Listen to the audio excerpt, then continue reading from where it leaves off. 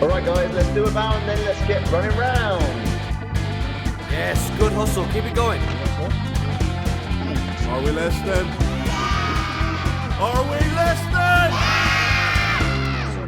listening? We're back. We are back. Against the fucking odds.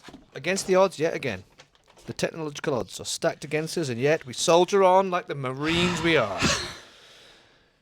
This is highly stressful. Yeah. Like, I can imagine, like, this is probably as stressful as, like, a Commercial fisherman, Yeah. fighter pilot. fighter pilot. You know, it's going to be the same thing. It's I can't probably- imagine how it'd be worse. Yeah, how's it going to be worse? No. We're trying to upgrade not the software, the hardware. But we've hit a little snafu. We need a different lens. So you don't know what you don't know. Such a great word. You know? Snafu. Snafu, yeah. So hopefully the next week, but maybe the week after, we will have the correct lens, and we are going to look so soft and like beautiful. Oh, man, you're going to be blown away. It's Yeah. going to be so cinematic. It's going to be memorable. Yeah, highly memorable. But we made it. We're here. Hopefully we won't cut We are off. here. Last week was excellent with Gavin. So good. I really enjoyed that. Yeah, that was really cool. Really nice guy. Yeah, and yeah. like just such a nice chatty guy, and loads of stuff. There was like loads of stuff off camera that we were chatting about. Yeah. You know, as the camera kept breaking. Yeah. Duh. But yeah, wicked. Loved Yeah. And Jed was really Jed, cool. yeah. I stopped myself calling him Jamie then. That's why I We was like, need a Jamie. Yeah. Yeah. We still But I looking think for one. they need to be young. Like, 'cause they need yeah. to. Tech just needs to be in their DNA. their makeup. They don't need to have to do what we do, which is kind of like unlearn all of our Gen X they're shit. just like, why don't you know that? Like, you're an idiot. Like, that's what I want. Because my first songs I bought were records. That's why I don't fucking Hello, know. what do you mean record? Yeah, What what's record that? have you broken? Yeah. Like, what are you talking about? Unironically, bought records as Yeah. well. Yeah, we need a young, sort of like early 20s dude who's just all over it. I'm thinking teenager. Yeah, okay. I think early 20s might be too old. You reckon? What, just Probably not, generationally? Probably not. Generationally, is that a word? Well, what did you say earlier? Matrixian. Matrixian. I think that's a word. I don't Yeah. think it's a word. Oh well. Give it time, mate. Urban Dictionary, then it'll be in the Collins. I like it though. I like it as like a sort of like a philosophical title. It's The Matrixian dilemma. Matrixian way of doing things. You know, it's an adjective, right? What would it mean though? It would mean doing things in a matrix way. So, What would a matrix way be, though? So, like, if you're talking about the way that they talk about tech and we were talking about AI earlier, weren't we? If you talk about the way that the big question the Matrix poses is, what is reality?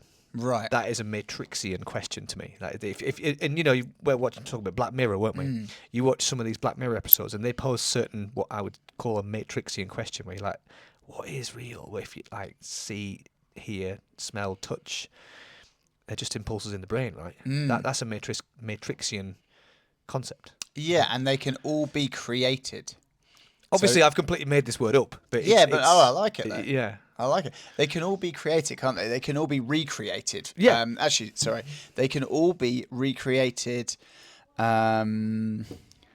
What's the word? And they're not real. What's the word? Like, what am I trying to say? Artificially? Yeah, they can all Okay. be artificially recreated. Like, we can like create a smell that isn't there, but you Yeah. can smell it. We can create a touch, a sensation. Yeah.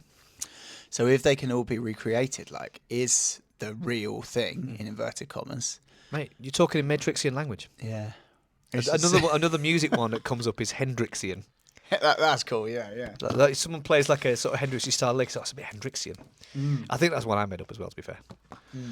But it creates the illusion that I'm intelligent, so I'll run with it. Yeah, long words. Just string a few long words together. We know a few people like this, like, context into jiu-jitsu. Greg Souders. You talk about long words, or you talk about Matrixian? No. How can we use that concept of like what is reality in jiu-jitsu? What in the Matrix style? Well, you could. It all feeds in, doesn't it? Because when you're rolling with someone, are you actually rolling with someone, or are they just like an NPC in your in your life, and you're the main character, sort of thing? I like that. Yeah, that's cool. Are you in some sort of a simulation? Like Neo is. You've seen the film, right? Like Neo is at the beginning where he's like, I know kung fu, and he's fighting Morpheus, but they are fighting each other, but they're just two consciousnesses fighting each other in that dojo. There's been times when I've been rolling with someone where I can feel that there's a force between us that is helping me win the fight. Are we going back into Star Wars stuff again? Okay. Deep waters, man. So You got to know how to swim. Let me explain. So this was when I was like, probably like a purple belt or maybe early brown. Okay. But it definitely happens now at black belt. Right. Like, you slap hands with someone, you look them in the eye. Hmm. You shuffle towards them on your bum. Okay. And you can feel that there's a certain level of terror that's coming from them. Okay. And so they're so worried about like making contact with you or engaging because they just know, or they think they know, that they're just going to get messed up. Yeah. So then they don't engage like with everything they've got. Yeah. You know, this doesn't happen to everyone. Like, some people will just like, they come at you like a ton of bricks, you know. But some people disengage. Yeah. Some people are like tentative. Oh, I don't want to touch here, don't want to touch there. And as you're engaging, they're just second guessing everything. That they're just like in their own head, just fighting a battle with themselves. And you're just doing whatever you want with them, just sweeping them. And you know what? I remember this happening with Dusty.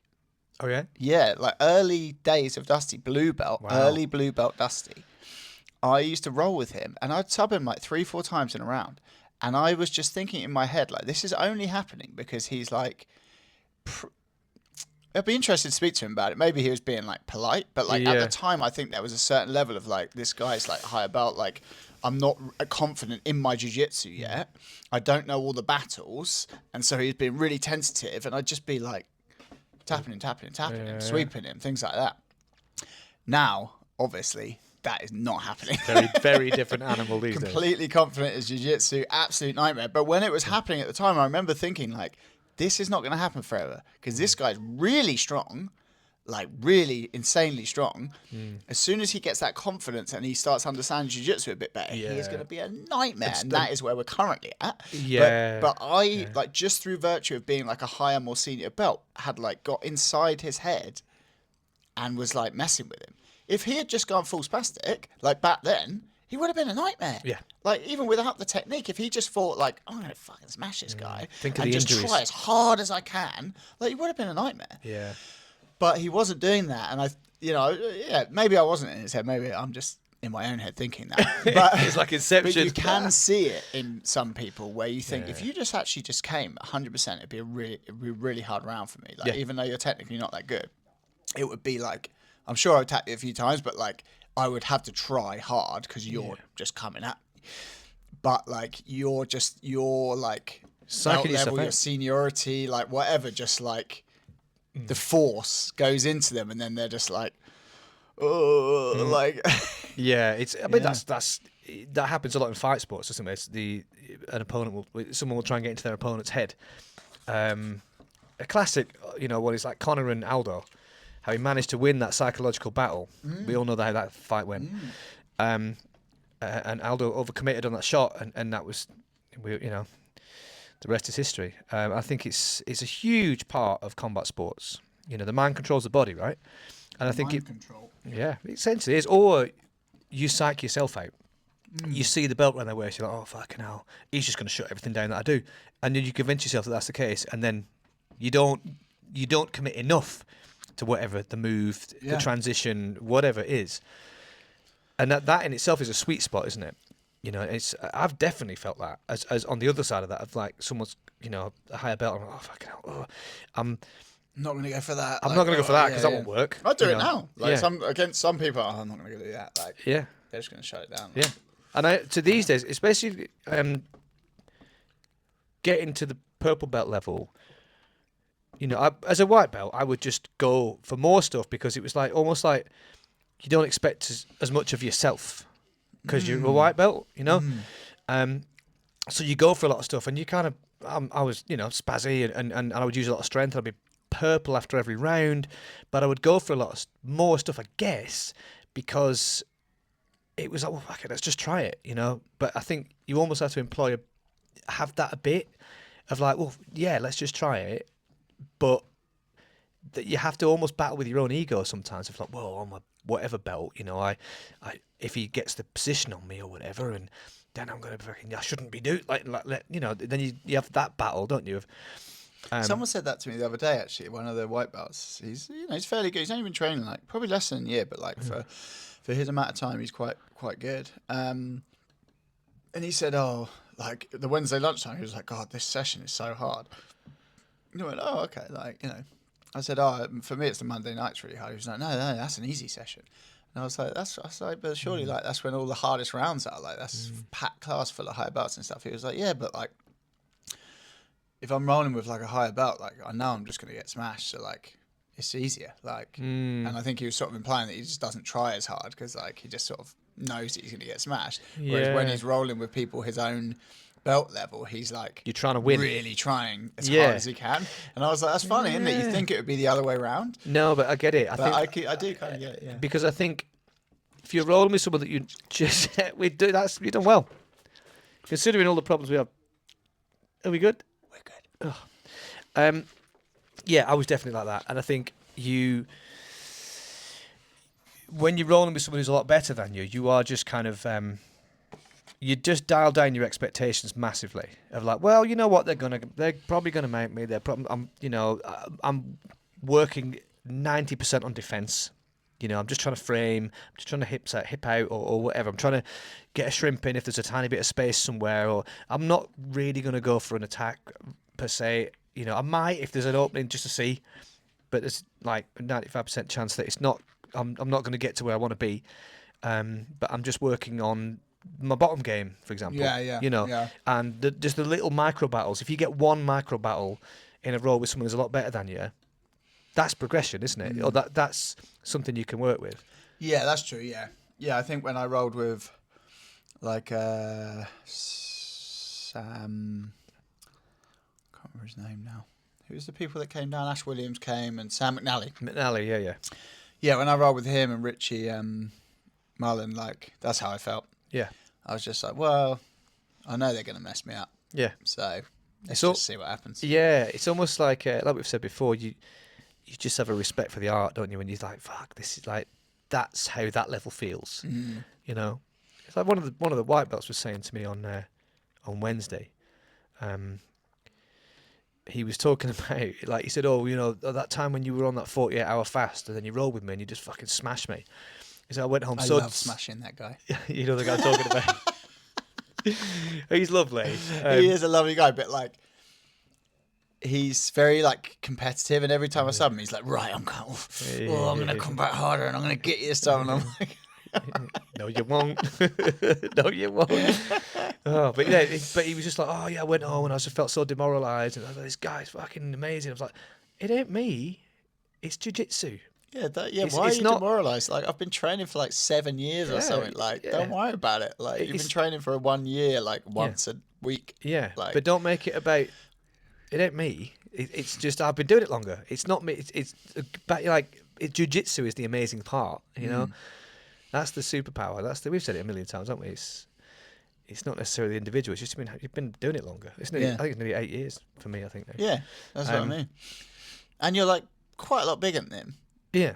Good 20 kilos heavier than I would have thought. I think he's about 65. Yeah, so maybe 30 kilos heavier. Many in the arms, all right. So then that makes a difference. Yeah, it does, man. I mean, I've rolled with Brian. He's 30 kilos heavier is... Brian's the other sort of person. Actually, I don't think I get in Brian's head. I think in a way I get in Brian's head. But, like, I think he is just, like, genuinely trying to, like, not injure people. Yeah. But, like, I'm like, if you just went full spastic... Oh, mate. We'd all be dead. I'm done. Yeah, totally. He said that a million times. Because he's... Even for his weight, he's fucking strong. He's super athletic as well. Yeah. I mean, I think we've said this before, but just... 110 kilos, 105. He's lost a bit of weight recently. No. I think he's been bulking for the sumo thing. Yeah. So let's say He's not been losing weight. Che's been losing weight for the sumo thing. Okay, well, let's say he's 110. About, like he's around 100. He might be just sub 100. He's looking quite lean. Well, let's But say Brian's Brian's about 115. 115. Yeah. And he can do the most ridiculous cartwheel passes and athletic stuff. I'm certain he can do a backflip. Probably. And it just defies all And laws. he is really strong. Like he can bench and he never like lifts weights. No. And I think he just can just go in and like bench like 130. Mental. It just but it's and when he gets hold of you and gets a grip on, it's just like, oh, okay, and he just like twists your leg into a position. It's like, okay, he could fairly easily just snap my leg. Yeah. The only chance you've got is getting into a leg entanglement because his knees are dodgy. One of his knees is really dodgy. If you can like move it in a direction that it doesn't like, it will lock up, and then you can pounce. Yeah. But then for how long? Until he just flips you off. Yeah. It's It's like that thing. I wonder. Yeah, it's like that thing, like that gorilla. How many men would it take to kill a gorilla? Well, I feel like we kind of preempted that with our gorilla chat. We started it. Right? People don't want to give us the credit. The kudos or but love a look through the history books. Yeah, Mr. Beast. Yeah. Have you been listening to the pod? Oh, Eh? not everything's original, is it, mate? Yeah, you fucking cheating cunt. Yeah, we did. We started that whole thing. So credit where credit's due. That's all I'm saying. Yeah. So what's that? What was that? CJI. Oh, CJ. I thought it was like some little Blair Witch ritual you were doing. I thought like a demon was going to appear. So CJI. So European matchups. trials. European trials. So let's have a look at the list. Sunday. Not this Sunday, because you'll be listening to it on Wednesday. So this is like... Yeah. This is almost like a sort of like... How many results can we predict? Because you're going to know the results. We're going to predict them now before it happens. I don't know all these guys. I don't. Let's have a look. So So what we got? So the first one's under 77. Yeah, sub 77. Ellis Younger versus Pavel Javorsky. That's very interesting. Ellis Younger been around the UK scene for a while now, from up north, I believe. Sorry if you're not. Versus Pavel, who's like the Polish leg locker, young guy, up and coming. That's very. I'd probably give that to Pavel. I'm gonna eat my sandwich. Keep going. Probably give that one to Pavel, to be honest. But Ellis Younger is tough. Like he's competed at the highest level, not at the highest level, i.e. like at CJI and like ADCC and things like that. But he's been around like Polaris and Grapple Fest and all the sort of top things. He's probably medalled. I don't know if he's medalled at black belt at things like Nogi, Euros and stuff like that. But certainly he's been in and around that, and he may well have medalled at those things. But Pavel's just so good at leg locks. I'd probably give that one to Pavel. But I think Ellis Young is probably a bit bigger, but we'll see. Tom Barry versus Yigit Hane. Hope I'm pronouncing that right. Could be Yigit Hane. But I imagine it's probably Yigit. But yeah, I've no idea who that is, Yigit Hane. So sorry if you're a listener. You're probably not. You might be. Who knows? Versus Tom Barry. Tom Barry is a beast. So I'm going to give that to him because I don't know who the other guy is. And I thought Tom Barry was quite big. I think he must be cutting down to 77. I would have thought he was probably... I'm sure Dusty was going to have him in a division he was in. So I reckon he's probably like a middleweight. Yeah.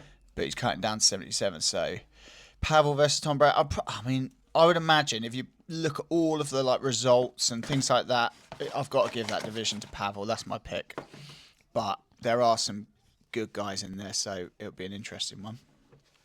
Under 88, Ben Bennett versus Taylor Pearman. That's interesting. That's going to be a great matchup.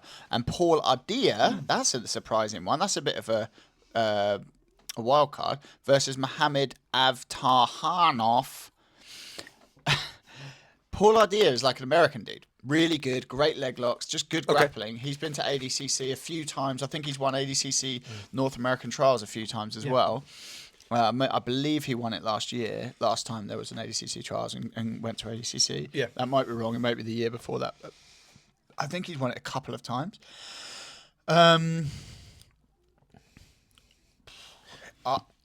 I'll probably say he's probably the favourite in that bracket. Like the British guys, Ben Bennett is a beast. He's an animal. He'd never give up. I would real say scrappy. Taylor Pearman, yeah. super technical. Won the European trials. I would imagine Taylor's going to win that match. I think they've probably matched up before and Taylor's won. I think Taylor beat him at trials actually. I think it was Ben Bennett and Taylor in the final. Yeah, it was. And Taylor knocked him. So that's interesting. That'll be a bit of a grudge match. Mohammed is from Ben Bennett's gym, I believe. Where's the gym? Bradford. Okay. So there's a bit of that. Your neck of the woods. Right. So little bit of like catch culture. I don't think so. I think they're just pure jiu-jitsu. Yeah, okay. But just dogs. Yeah. I think that's him, or maybe it's I'm pretty sure that the guy from his gym. So that'll be interesting. I don't want Paul Ardila to win that division. I'd prefer Taylor Pearman to win it, but he's going to be hard to beat. He's very good. You don't think Ben Bennett's going to have a chance of winning the rematch? He's got he's got a chance for sure. But I think Taylor's got that one in the bag. Okay. I think Taylor's going to be hard to beat. But yeah, I'm going to pick Paul Ardila for the under 88. Okay. But I hope he doesn't win it. I hope Taylor wins. Yeah. Over 99, Tom Bracher, I believe. I'm not entirely sure where he's from, but I recognise the name. He might. I feel like we need to look this up in a minute. He might be from like Atos UK. I think he might be the head coach of Atos UK, which is somewhere up north, I think, maybe, or in the Midlands or something like that. Yeah. Marcin Misiuliusz. I'm probably not pronouncing that correct. He is a Polish guy, very good at leg locks, just good at wrestling, like big guy. Like he's competed again on like all the biggest shows, done pretty well. That'll be an interesting match. I don't know really, because I don't know much about Tom Bracher, like in terms of like how good he is. But I think they both like to wrestle. That'd be interesting. There's a lot of like the high level Eastern European guys who are very leg locky. Yeah. The Polish love a leg lock. Yeah, I think it just comes down like from like the top guys there, like Mateus. I was going to say Mateus was guy. Who's the other guy? The smaller guy, Wilk. Okay, yeah. They've all got very good leg locks, so I think they sort of all come up under them and Heikki Jussila, who always qualifies for ADCC, always wins European trials, usually gets beaten by Gordon. Right. Because obviously he's sort of one of the lower seeds. He'll be tough. He's very big guy. Okay. Big at the weight? Or just, okay. Just big guy, yeah. And Philippe Geyer, he matched up with Owen O'Flanagan at Polaris. It was a bit of a snooze fest, to be honest. He was just trying to pass this guy, couldn't, but Owen didn't sub him, but he got the win in the end. But he loves to wrestle. I think he had a good match with Owen Livesey at the ADCC trials. I think he lost, but it was like a bit of a barn burner. Oh, cool. So that'll be interesting. That division, difficult one. Maybe Marcin, but maybe Heikki. I probably hope that Marcin wins that one. Yeah. But maybe Heikki, because he's just got that experience at that level, and I think he's just hard to beat. There's a lot to be said for that in there. You know, like under the lights, just that the pressure of the big event. And again, going back to what you said about energy and the psychological battle, experience of that, it's all that nervous energy that you're just used to at that level. It can count for a lot, can't it? So it starts at 2 p.m. on Sunday. No, 9 a.m. Eastern time, 2 p.m. BST. Yeah, so that's 2 p.m. Yeah, I think those are my picks. Marcin, Paul Ardila, and Pavel. Which will create such a weird team. Yeah. Like, I wouldn't, like, if someone said, oh, that's your European team, I'd be like, what? Yeah, for like, sure. I would have probably, I probably would have picked Owen. There's so many Owens. Owen Jones at under 66, fine. Under 77, Pavel. That is a good pick. I wouldn't have not picked that. Under 88, I probably would have said would be Owen O'Flanagan. So I don't know where he's gone, what's going on there. Yeah. He on his podcast that came out today. Right. So that would be, this is coming out on Wednesday, so that would have been last Friday. Said that he was competing in the under 88. But I guess they must have recorded that probably a week before last Friday. So I don't know if he's got injured or what's happened there, but he doesn't seem to be competing, or whether he's competing for another team. Like another wildcard team. Could be part of the coaching staff. Don't know. He'll want to compete. Well, yeah, if totally. If he's fit, he'll want to compete. And he's red hot right now. Yeah. So I would have picked him for under 88, but don't know. Under 99 is the Brazilian dude. Can't remember his name now, but he's been a Roger Gracie coach for ages, and he's been around for ages, and he's really good. But he's the under 99. And the over 99, I was never really sure who was going to be that. But I think where's like Owen Livesey? Like, I would have thought he'd another one. get involved. Do you see recently I mean, it was a question on a podcast, I think, or an interview, and they were asking like, would you ever compete in the gi? And he was basically saying like, well, yeah. Like, so I sent it to Brian as a bit of like, so he could spaff in his pants about it. That'd be sick. It's a different thing. I'm trying to think who they were saying about competing against, but. What, in the gi or just general? Yeah, I think that was maybe someone notable sort of suggested. Because obviously he's got all that judo background. I can't imagine it would take long for him to go. I don't know whether he's competed at judo in judo at that level or not. Yeah. Was it okay? I don't know whether he just came up in judo. Yeah, it's going to be really interesting. It's being held at Los Banditos as well. Like, it's quite small when I was up there. Like, it's not huge. The mat space is probably the same size as like upstairs. Actually, probably a bit, maybe the same size as upstairs at the gym. Oh wow, quite small. And there's like pillars in there. Okay. Mate, there's going to be some. I imagine there's going to be people sat all around the mat. There's going to be some energy in that room, isn't there? Yeah. It's going to be exciting to watch, but yeah, it's a shame it's not on Saturday because the kids are going to be out. But Sunday I'll just have to be just sneaking it on my phone and just going for long shits. I'm going to be on a gig, so I'm going to be doing that. Yeah. Just disappearing in the gaps and catching super shit. Babe, I'm sorry, babe. This one's a big one. Mate, I thought it's funny. I'll be up here for at least 20 minutes. The mate of mine was telling me. Shouting. Yeah, totally, yeah. Sorry. Mate was telling me a story of when he used to work at Apple. I think I might have told this story anyway, but not on the podcast. And he was sales for Apple, and he just lost the love of the job. And he got called into the office, and they were like, "Look, listen, your numbers are down.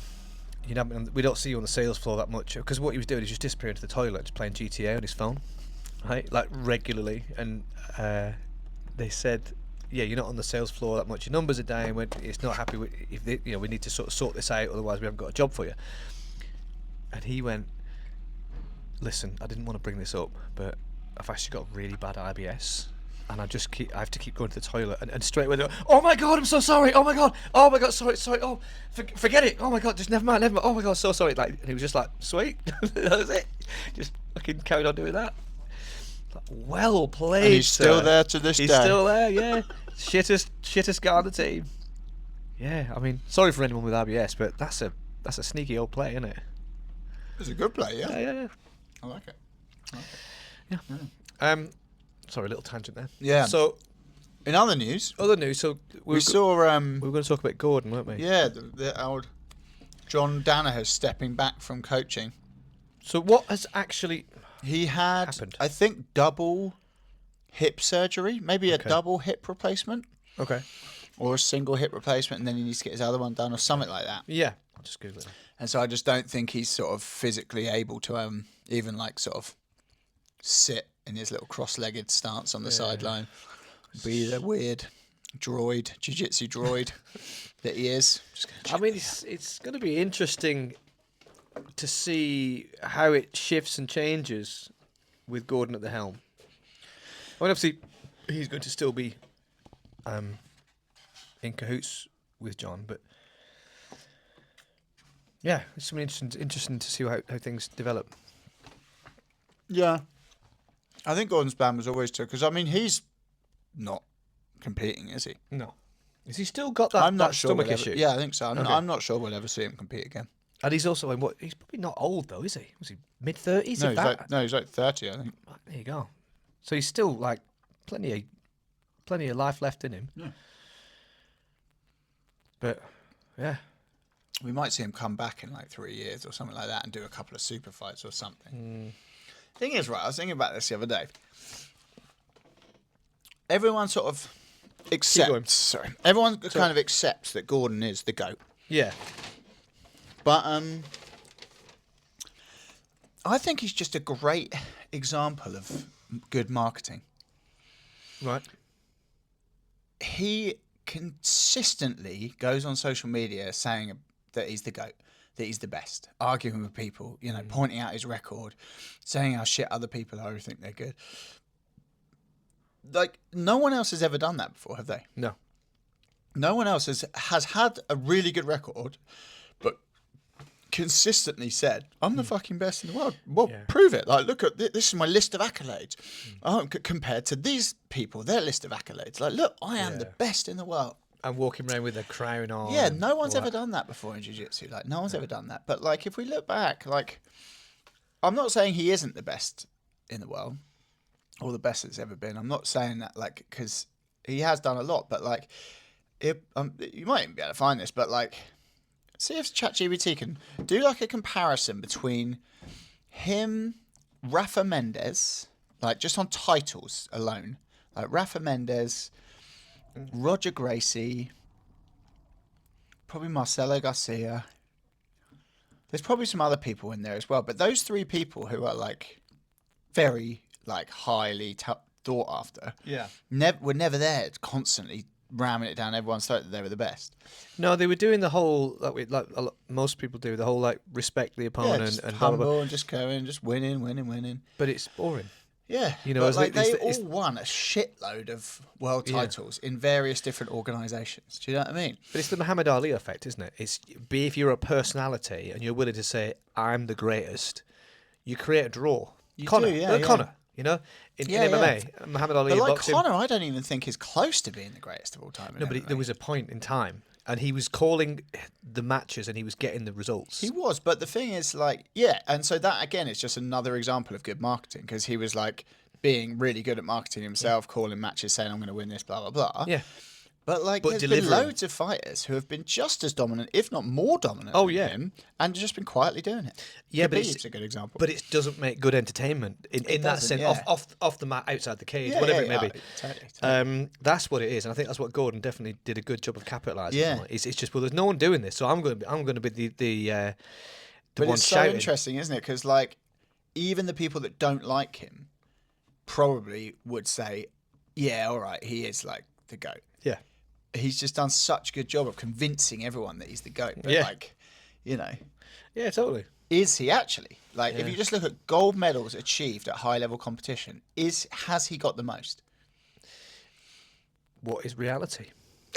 We're back to that Matrixian thing again. Maybe he's affected our reality, our perception of reality, and maybe it's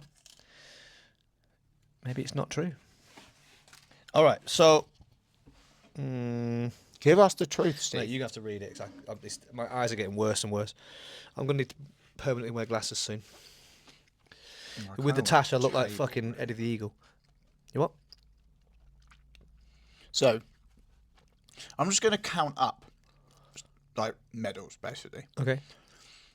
5 ADCC world champions. 1 super fight. EBI, I'm not going to count. Because that's like counting your Polaris record or something. It's I see what you mean. Yeah, it's not really there. IBJJF World Champion 1. So that's 6, 7 world titles.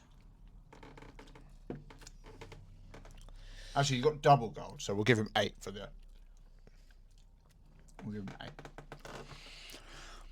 Rafa Mendes, 6 IBJJF World Champions in the gi. 2 ADCC World Champion. So that's 8 already. 4 Pans, 1 Europeans. But that doesn't say about his no-gi record. That's just gi. Did he do IBJJF Worlds in no-gi? Or maybe he's never won at no-gi, I don't know. But he's got the same, let's say just the Worlds and ADCC, that's 8. I feel like it would have listed it if he had.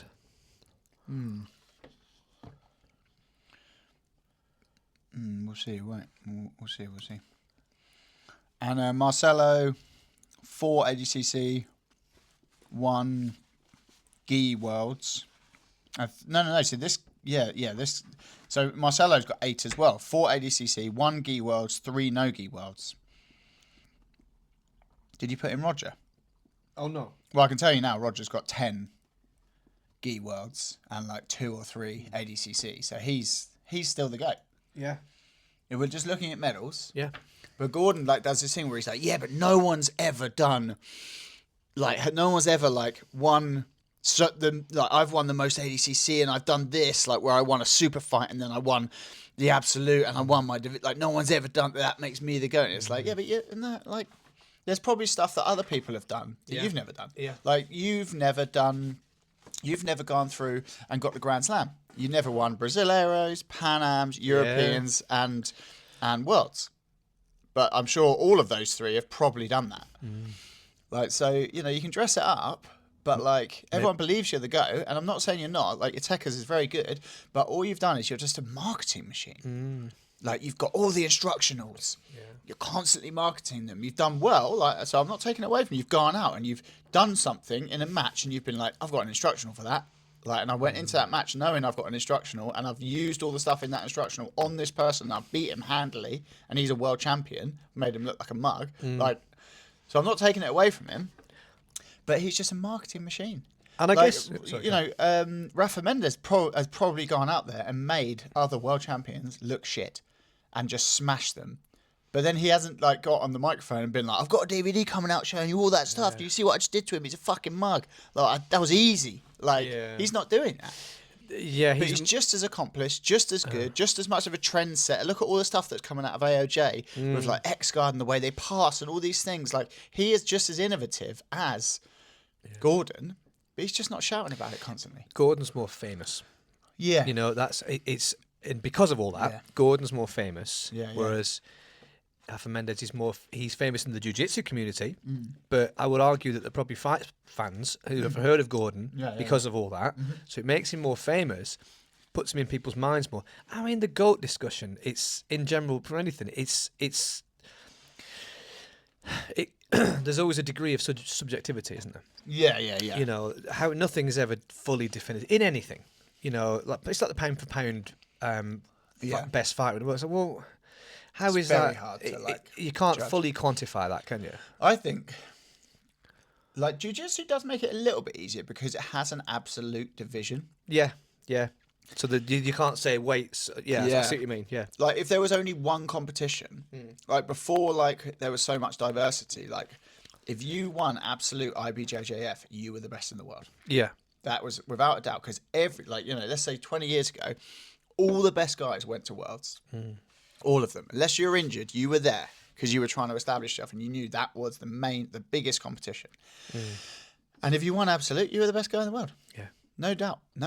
Whereas now, like Nogi Worlds, for example, is like, it's not as well attended because everyone's focused on ADCC. Everyone wants to go to CJI. They've got super fights that they're getting being paid for, like EBI or Polaris or Flow. Totally. So they're actually prioritizing these other things that are bigger paydays, really, because everyone's realized they can get paid now. And so now, if you win Nogi Worlds, not like it's an amazing achievement, but like you haven't actually beaten all of the best guys in the world. Yeah. Whereas like 15 years ago, even probably 10 years ago, you were beating all the best guys in the world. If you win that you're the best. But it's, like you say, it's because there was less competitions. Yeah. But I think it's a tricky one. Unless you've got all these guys in a room, unless you've got all of those guys you just listed, and had a goat off. You know, That would be. That would be amazing. That would be. I mean, fucking hell. How are you gonna? And even then, you might not catch everyone on a good day. You know, there's so many moving parts to an argument, a GOAT argument, isn't there? It's a good thing to talk about, but I just think it's kind of someone who's just like straight down the line, 1000% about a particular person. It's like, well, you can't fully make the argument. I don't think. What you could do is the GOAT title shouldn't be given to like an active competitor. Like what I think is a GOAT is like someone who's competitive, but then they go into coaching. And so you take into their competition record, their personal competition record, and then the competition record of the people that they're coaching. Yeah. So then their way sort of thing is the GOAT rather than they're the individual. Showing, I managed to do it, but also I trained all these other people, and look, they're doing it as well. Yeah. And it would be hard pressed to then say that like Guy and Hafa are pretty up there, aren't they? Yeah. Because they are like always winning gold medals. Like every 100%. event has a lot of AOJ guys winning. I mean, Jordan as well. Like, you know, the top, they've got a really good team. Yeah. They're winning a lot of medals as well. You know, Atos. What's his face? Can't remember his name now. The head guy, Atos. Andre Galao. Oh, God. You know, yeah. he'd definitely be in the argument. So it's Yeah, for sure. there's so many people. It's so hard to sort of determine between them who's the best. Yeah. There's so many elements to it. Doesn't really matter. No, but it's not. It's good to talk about, isn't it? Yeah, but You I know, just think like the point I was trying to make, I think, was that like everyone thinks Gordon's the GOAT, and I'm not saying that he isn't, but I think the only reason that so many people think he's the GOAT is just good marketing. Yeah. If you shout about something long enough, people are going to start to believe it. Yeah. I think you made the point about judo and jiu-jitsu. that like jiu-jitsu's got better marketing. Way better. Judo's So- shit at marketing. Yeah, but it's arguably Shit. as Shit at business. yeah, it's you know what I mean? because it's been around for so long, and it's a different culture, isn't it? But I think I it's think the problem there, they got limited by becoming an Olympic sport. yeah. So it's got so then you've got all of those rules and regulations, sort of thing, and that's really limited the sport from growing. yeah. Because they can't. I don't know the ins and outs of it, so I'm not going to comment. But I think there's some stuff around like how you run your business and things like that, and profit Okay. and stuff like that. But yeah, I'm not entirely sure. That's yeah. So I'm not going to But comment on that. But I just yeah. think it's held back, and where jiu-jitsu is like a free. Like to do, it's a wild west of Yeah. business and stuff, isn't it? But that makes it like really exciting, and it makes it really, well, like the Wild West. There was lots of opportunity there, wasn't it? Everyone was just going there to make their money and make a Yeah. dime and all wide be the open. next person. Yeah, and that's what jiu-jitsu is Yeah. like. That's the way I see it. I think it's creatively a lot more. Jiu-jitsu is creatively a lot more wide open as well as an art. Yeah, it is, Discussing the art form. yeah, the culture on Yeah. every level is like Yeah. if something's good, Yeah. bring it in. Yeah, but I mean, not saying that judo isn't creative. You know, like we've seen, like watching the Olympics and talking to Mike. There's many ways you can interpret I a thought the move. Olympics was shit. Yeah, but there was lots of ways, like a Siagi, that way there was a lot of that, and they would in different judokas would sort of express it different ways or do it different ways. But I think it's a lot more rigid. Yeah, I and think it's. it's. and I think that, like, to use a music analogy, I feel like judo. I said this to a colleague the other day. It's like judo's a bit more like classical music, where it's like this has been around forever. This is the way. Yeah. Do it like this. Yeah. Sort of thing. Whereas jiu-jitsu is like blues. It's jazz. like, well, here you go. Here are the concepts. Yeah, it's more like jazz or blues. It's like here's the concept. How are you going to do it? I think it's You know? more like It's a lot more open. dance music. Yeah. It's like you don't even have to be like good at music. You Yeah. just fire up a computer program and just Yeah. start making a song. It's just data or something. yeah. I like that, innit? Yeah. It's a lot more. There's a lot more freedom for creativity. Yeah, I big mean, time. it's creatively exploding, isn't it? Yeah, Like, yeah. We were saying today about what was the move? It was a K-guard thing, and we were talking about whether you can get a toe hold on the near side leg foot, yeah. right? And you were like, no, there's no one's going to go for that until someone comes up with something. You can do this. Yeah, yeah. Do you know what I mean? So And someone goes like, actually, I've been doing this, and then it's everyone like, goes, oh shit, fuck, that's really yeah. Yeah. And that's the nature of it, and that's what keeps us loving it. Yeah. Isn't it? Oh, it's one of the things. Pull this out. I was listening to a podcast the other day, and it said jiu-jitsu is the second fastest growing sport in the world. And I think UFC, like MMA, always gets like touted as the fastest growing sport in the world. How do we know this? Yeah. Like, where's this data coming from? Yeah. That's what I want to know. Well, I mean, the thing is probably from fucking here now. Maybe. ChatGPT.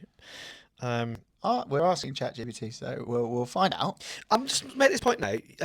You have said a few times that I am a slave to AI, and you've asked me about 5 times in the podcast alone. Do you say? Yeah, and you're the one using it because you're a slave. I'm a slave to you, not AI. Go, daddy. If I had my phone here, I would be doing the same thing. But I don't use ChatGPT. I do like the little question. I ask Gemini. Oh, is that the Google one? Yeah, I think so. Yeah. No, your phone's currently melting again. Yeah, Probably. probably. This is chat number 3. This is chat. Whoa! I don't even know what this is. As of 2025, padel. What's padel? It's a fuck racket knows? sport. I hope I'm pronouncing that right. Padel is widely, or paddle, it's spelled P-A-D-E-L, is widely recognised as the fastest growing sport globally. The racket sport blending elements of tennis and squash. It's blah, blah, blah, blah. It's not about jiu-jitsu, so fuck off. Let me have a look. Yeah. Right. What have we got? Global growth of paddle. Yeah. Paddle. Oh, right, Fastest growing sport in the US. Pickleball. Like that, yeah, so Yeah. I have heard pickleball. Pickleball's great. Other notable trends. Formula 1. What? No, yeah, I can understand that too. Volleyball. Ninja warrior training. Yeah, I can see it. Ninja warrior training as a sport. Yeah, wait there. Tell me the 10 fastest growing sports in the world. Just cut straight to the chase. Do I need to? I don't know. I should have just. I need to like. No, I'll just type it in.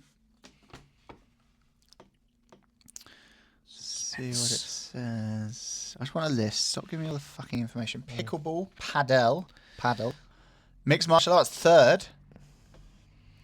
Esports, yeah, I'm not surprised in that. Okay. Climbing, yeah, I'm not surprised in that actually, because that is quite. Drone racing, that's sick. I want to get involved in that. Women's football, rugby sevens, Formula One, ice skating. Ice skating. How is that growing? Ice skating saw a 698% increase in bookings in 2024. Wow. No BJJ. No BJJ. No BJJ. No BJJ. But then MMA, see, I don't. ChatGPT is not always right. Yeah. I know we're not saying what we wanted MMA to say. continues So to grow globally with a 95 to 98% increase in sponsorship deals year over year. So the money in MMA is growing. Yeah. But participation, I would say, is much less. what? Then it. Well, I mean, it's waning. How many people participate in MMA training compared to how many people participate in Brazilian jiu-jitsu training globally? Let's get to the real details. Yeah, I don't care how much money's in the sport. That's not about like participation. Basically, we're going to keep asking it questions until it says the thing we want it to say. The jiu-jitsu is the best. I'm right. Yeah. When you read it. Right. In Brazilian Jiu-Jitsu, global practitioners' estimates suggest that approximately 2.9 to 6 million people, that's quite a range, practice BJJ worldwide. Approximately 2.34 million people participate for fitness purposes with an additional... globally... So that's just in the US, 2.3 million... with an additional 1 million engaging in competitive MMA. In the UK, it was 160,000. So that suggests that MMA's probably got more people doing it than Brazilian Jiu-Jitsu. I don't think that's right. I mean, maybe we're in our own little echo chamber. Okay, how I much guess so, but like, has Brazilian Jiu-Jitsu think grown- about Portsmouth, for example. Yeah. How many MMA clubs are there? There's like one, Yeah. basically. Just on the island. On our island, there's one MMA On our club. island, Mush. How many jiu-jitsu clubs are there? There's 4. Yeah. Like, even in our gym, where there is an MMA club and a jiu-jitsu gym, Yeah. and there must be double the amount of jiu-jitsu participants Yeah. to MMA. Yeah. Easily double, maybe triple, And I feel like it's maybe quadruple. There's no kids program. There's probably 4 times as many jiu-jitsu people at Gym 01 than MMA, I reckon. It's definitely exploded our gym, hasn't it? Like it's gone from like a few classes to every class is packed. And So we're constantly is looking for a new- Portsmouth an anomaly? I don't think so. There you go. How much has jiu-jitsu grown in popularity globally over the past 2 years? Well, now it's saying there's 3 million BJJ practitioners. See, this is it's 2.5 billion. The industry's worth. 19 million players of pickleball. 30 million of paddle, a sport we've never heard don't of. even know about this. Who are these 30 million people? But was it for pickleball? There's 19 million people just in campsites with their kids playing pickleball. Do you know what it is? It's because we got it, and it's like hard rackets that are they're like oversized ping pong sort of racket, but they're about this long, and you hit a ball that's about the size of a tennis ball, but it's hard and it's got holes in it. Yeah. So Me and Sophia played it. Yeah, it's like on a small tennis court. Well, yeah, I mean I've never done it on an actual court, but it's it's really popular. But I've only ever done it on a This campsite. brings us to like another subject. Well, let's just go on around. So, pickleball. So here's my question to you, right? Pickleball is basically an easier version of tennis. They've slowed the ball down by making it airflow. They've made the paddles like not sprung, they're hard, so it slows the game down, and there's not as much room to move around, yeah? So it's basically an easier version of tennis. Well, yeah, just pause to say it's an easy version of tennis, and it's also a way that you can play table tennis outside. Because if you try playing table tennis outside, the ball just blows all over the fucking place. Yeah. So it's, But but you hit a hard ball, Yeah. and you kind of, But you're not playing it on a table. It's a different thing. but it's got like anyway. But it's carry just tennis, like on. reduced. Yeah. So my question to you is the popularity of that sport a reflection that the aging population are wanting to be more active and engage in sport? Right. Or is it a reflection of the of age population, so young people, let's say between 10 and 40, are fucking lazy and they just can't be asked to actually play the hard game of tennis, which requires a lot of athleticism? Well, yeah, I mean, I love table tennis. Sorry to go back to that, but you can play that whilst having a drink. You know, it's great. Have you ever Maybe tried you having? get better. Have you ever tried having a drink when you play tennis? Mate, you'd be Fuck dead. me! I did it once when we were on holiday, and I was dying. Yeah. Because it's so athletic. It's hard. So, The court's big. It's like football. You know, you're sprinting, changing direction. Yeah. You know, there's a lot of. It's very heavy cardio. If you are playing hard, I love it. But it's a very. You probably make a good point on both. What's your answer? Both points. I think both things maybe. That's a shit answer. I know I'm sitting on the fence, but yeah, I mean, I would say probably, I would say more so that the people are lazy. Yeah.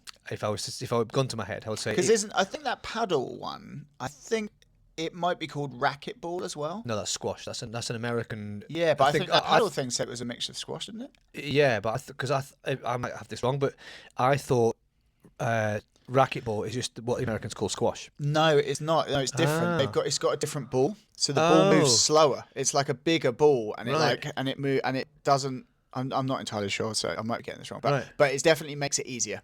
So Basically. what racquetball's easier? Yeah. Ah, okay, fair enough. Yeah, no. I mean, maybe. Do you think that you could create like an easier version of jiu-jitsu? Points jiu-jitsu, like I don't know, like Tag some way jiu-jitsu of or like something, making it like tag rugby, tag jiu-jitsu. Yeah. Like I do a knee tap and then you have to fall over, and yeah. then like if I can like get an underhook, you have to let me pass your guard. Yeah. Do you Something know like what? You that. totally could, because it would be like win a position, you won, or get, like I don't know, win by passing guard, or win by. Yeah, you could But totally. like you've got to dial down like the strengths and like intensity, like. yeah, the contact of it all. Yeah, maybe you wear like a top and it's got like little like different point scoring like zones. Yeah. And like so if I can get like an underhook and touch you like here, like under there and get that, like that's a 10-pointer. I got a 10-pointer. That'd be then so you reset, wanky, like- wouldn't it? Oh. I reckon there's gyms out in America inventing stuff like this. You know, and I don't know much about this, but I know that. Is it the Machados? They Yeah, run yeah. a celebrity Yeah. jiu-jitsu No, class, or I think it is the Machados, but there's also the Valente brothers who Okay. do something similar. whereas these celebrities are getting like through the belt system. It's like they don't really ever fully spar. Yeah, I think that's right. I could have that wrong. No, Sorry if I I did. think you're right. So that might be something like that, where they're like they're getting. If a full-blown grade A celebrity, like, you know, world famous, going to Oscars, things like that, came and said, I want you to teach me jiu-jitsu, I'm going to pay you fucking $5,000 a month, Yeah. but like I can't spar. Yeah. But I want to do all the promotions and stuff. Yeah. What are you saying? You'd be like, fuck, yeah, okay. Especially if you've got a gym and you want to keep the fucking lights on, and you're, you Yeah, know, like, I want to come in twice a week and we're going to have a good old session. Like, I want to yeah. roll with you, but like, remember, I've got films and stuff, so... yeah. So you basically just let them like be the fuck out of you. You'd be hard pressed 10 grand a to month. refuse, How much because do you need to be paid to do that? something like that, you'd definitely like fucking shoot the price, wouldn't you? Because you'd be like, I don't know. Yeah, I suppose you would, because you know they've obviously got a lot of money, but you wouldn't want for them to just be like, oh, okay, I'll go somewhere else then. There would be a little bit of desperation there. And if wouldn't there? they're like, I want to, they come in and they're really like bullish, like proper like egotistical, like celebrity. Like, I want to get my blue belt in a year, okay, like, and I want my purple belt. Like, I want that in another I year. don't know with that. I don't Yeah, know but with I'm going to pay you $20,000 a month. yeah, but then it's just would depend on like. I feel like Cole wouldn't do that. No, he won't. He's Yeah, kind of it's Tom Hardy. Tom Hardy. Yeah, but then I just feel like he would. I don't think he would. I don't think he would. I What's think your price though? much lower? No, I don't know. I don't know. To be fair, but I think it's because the thing is, you got to also think about not only is he paying you $20,000, but here I am with fucking whoever it is, you know, all of your socials, and you can promote the gym, and the business benefits of that, aside from what they're actually paying you, And then you can, are astronomical. but that's what I mean. Like, so if you sort of bend your ethics around like belt promotions and like training and things like that for one person, but it benefits your club as a whole, is that okay? I think that's a coaching staff meeting situation. Yeah, where you'd be like, I what? think it's okay. Do you? Yeah. Okay. Because I think you're like doing it for a bigger reason. Yeah, that would be what's the word? A good justification. You know, you're doing it for the sake of the club, and you're sending that person. Yes, they're a celebrity and they got their thing under you, and it might sort of like hurt the prestige of Henry Pike black belt or whatever, but it's going to benefit the club because you've had so and so through your system. Yeah. And you might be able to like sponsor like some of your best guys to just sort of train more and like pay for them to go to comps and things like that. Like it could filter down. Yeah. I feel like it would damage your image. It would make you a bit plastic.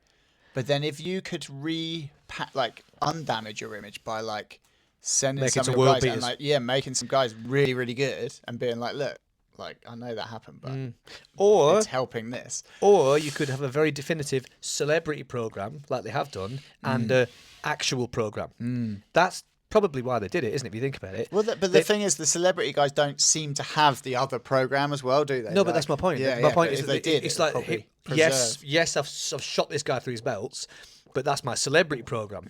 My actual program of world beaters is here. Yeah, That's the way. That's the play. And I guess that's probably not bad business. You go like, look, if you want to be on the celebrity program, it's $10,000 a month. yeah, totally. You'll get a promotion every year. Yeah, Like if you just turn up at least once a week, you'll get promoted every year. You'll get a black belt in 5 years. yeah. Because Because 4 years. it's You don't have to spar. yeah, Maybe there's like a slight test, but I'm going to be really lenient. yeah. Like, yeah, that was an number. Let's go with that. Yeah, exactly. Yeah. But then are you damaging the overall sport by doing that? If you define it as the celebrity thing, I don't think so necessarily, because they live in Grappling fucking club. they live in fucking La La Land anyway, don't they? Do you know what I mean? They don't live in our version of reality, which we think is reality. Who knows? But everybody else goes through the normal system, and if you are creating killers through that, then your name, your lineage stays strong, I think. Yeah. And you're creaming loads of money off whoever celebrities. Especially if it's like with the Chardos, it's really popular, isn't it? With a lot of the A-lister people who like jiu-jitsu. Yeah, like if you were in London or if you're in Hollywood or somewhere where there are a lot of celebrities, it kind of makes business sense. Yeah, and you can imagine it just grows and grows, and the popularity of in the celebrity world, seemingly, of jiu-jitsu is growing, as well as it is for all of us How big normies. do you think it's going to get? I was thinking about this the other day. What, jiu-jitsu? Yeah, like people were sort of saying, when I heard that podcast saying, it's the second biggest growing sport in the world. And I just thought, I wonder how big it will get. Like, Oh, here he goes on AI again. Fucking hell. no, I just want to check the time. Yeah, I was just thinking, like, I wonder how big it will get. Like, in 10 years' time, is it just going to be like Is he going to reach in schools and like everyone's just doing it and it's on imagine that? TV and things like that? We're famous. Yeah, Obviously. obviously. Yeah, I don't know, man. I hope maybe it'll reach a peak. I hope not. I hope it just because it's like, I know we're biased, but it's the best sport in the world. Yeah, and the world goes in directions, doesn't it? It moves in directions, or certain things get popular and then they just stay sort of popular. Yeah. Like they don't necessarily come and go. Like some things just establish, like tech, let's say, it has just established itself. It's just a thing that everyone uses now. Like, so football has been around that's not going anywhere, is it? I mean, Like, football, that's arguably the biggest sport in the world. It right? is the biggest sport in the world, Yeah, 100%. But we don't need to ask ChatGPT that. Yeah. But like, that is not going anywhere. No. Do you know what I mean? So that, like, at one point wouldn't have been very popular, and then slowly gained like momentum, and now it's just really popular. So you know, But and also, what's it going to develop into? Because and again, I could have this wrong, but I read somewhere years ago, football was originally, it was a ball would start at one side of the town. And you'd have to get it from the other side to I've heard that. Yeah, and then whoever's holding the ball when you get to the other side of the town, it's a mix between rugby and probably fighting and football. Whoever's holding the like in pig's lip bladder or whatever it is at the end of the other side of town wins for that year or whatever it is. And look at what it's developed into now. Over the hundreds and hundreds of years. Society is getting a bit more like savagery, isn't it? Yeah, Like, there's a bit more feral behaviour going on. you think, obviously back in like fucking medieval days, it was probably worse, wouldn't it? But like it sort of peaked, like civility, like civil society. I feel like peaked in like maybe the 50s, and then it's been on the wane ever since then. It's getting more and more feral. Yeah. Like people just like just good behaviour just being eroded. Yeah. Like Yeah. a popularity of fight sports probably goes along with that. Like, do you know what I mean? Like Yeah. more and more people being into like just fighting. MMA. I mean, the way MMA's exploded. When you think when it first came out, it was a freak show. Yeah, yeah, yeah. You know, I loved it. I mean, it was Yeah, amazing. yeah. I loved it. But it was, and now it's a lot more, obviously a lot more regulated for good reason. But it's still elbows and shins to We're the just face. and we're desensitized. to of course we are. Yeah. I show this to some of my friends who are into it. Like, oh my god, it's so Yeah, brutal. yeah. But look how popular it is. I mean, there was a point in COVID. It was the only sport on TV. Yeah, yeah. There was nothing else out there. Going, yeah. Yeah, which I do reckon, and we'll have to ask Daddy ChatGPT in a bit, that it probably garnered a shitload more of like fans who are still fans. Probably, yeah. Because sport fans just wanted to watch sport. just wanted to watch sport, yeah. And it was the only thing Bet on. and stuff. Yeah. God, that was mad fucking time. Well, just the Apex Arena. They still obviously use it now for fights, but it was just their corner staff. yeah. And you could hear the crack of a shot and the slap of a kick. Oh man, mad. It felt like a local competition. These like world class fighters. When- Crazy, yeah. I think I think that's going to be nearly an hour. It's a long one, isn't it? Maybe more than We've that. got fairly like philosophical today, Yeah. haven't we? It's good. Matrixian Matrixian. dilemma. Look it up. It'll be in the dictionary soon. Take a decision today, red pill or blue pill, and we'll see you next I'm time. taking both. See what happens. Yeah, double Okay. drop. Yeah. It's always the way. See you later. See you later.